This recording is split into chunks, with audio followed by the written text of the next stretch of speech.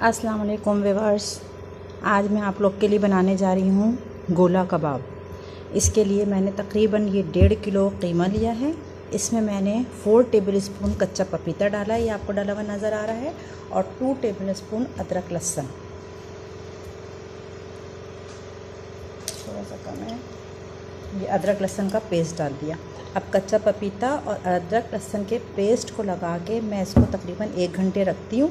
उसके बाद फिर मैं सारे इंग्रेडिएंट इसमें शामिल करूँगी, तो फिर आपको दिखाऊँगी। ये 1 घंटा हो गया इस कीमे में कच्चा पपीता और अदरक लहसुन लगाए हुए। अब मैं इसमें सारे इंग्रेडिएंट्स, ये ड्राई इंग्रेडिएंट्स शामिल करूँगी।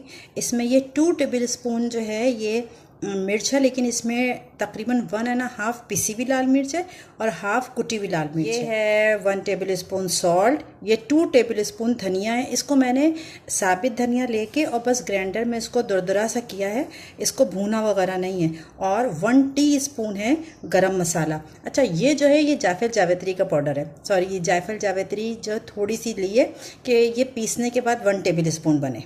1 टेबलस्पून जायफल जावित्री का पाउडर, इस सब को मैं इसमें शामिल करूँगी।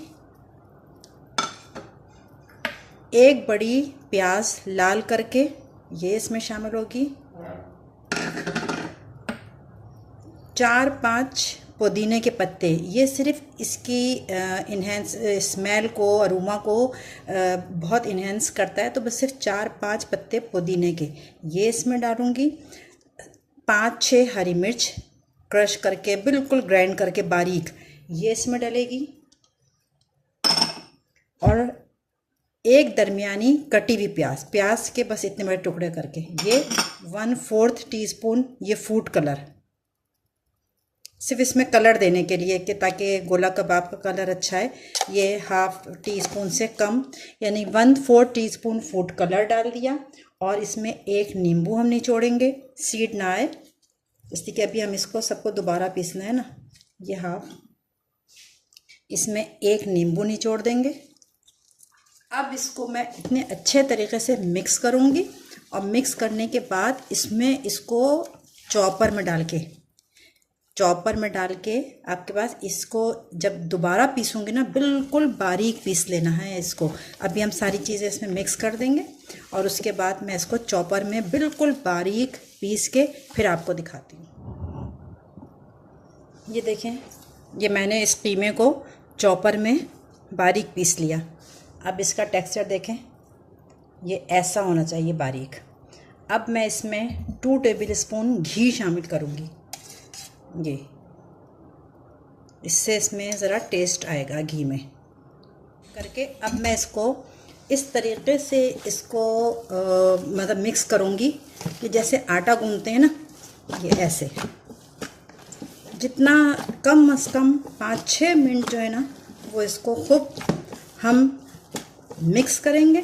अभी मैं इसको मिक्स करके 3-4 घंटे के लिए रखती हूँ, फिर फ्राई करती हूँ तो आपको दिखाती हूँ। ये देखिए व्यूअर्स, ये 5-6 घंटे हो गए मुझे इसको मैरिनेट किए हुए। अब मैंने इसको पहले हाथ से इसको शेप दूँगी गोला कबाब का।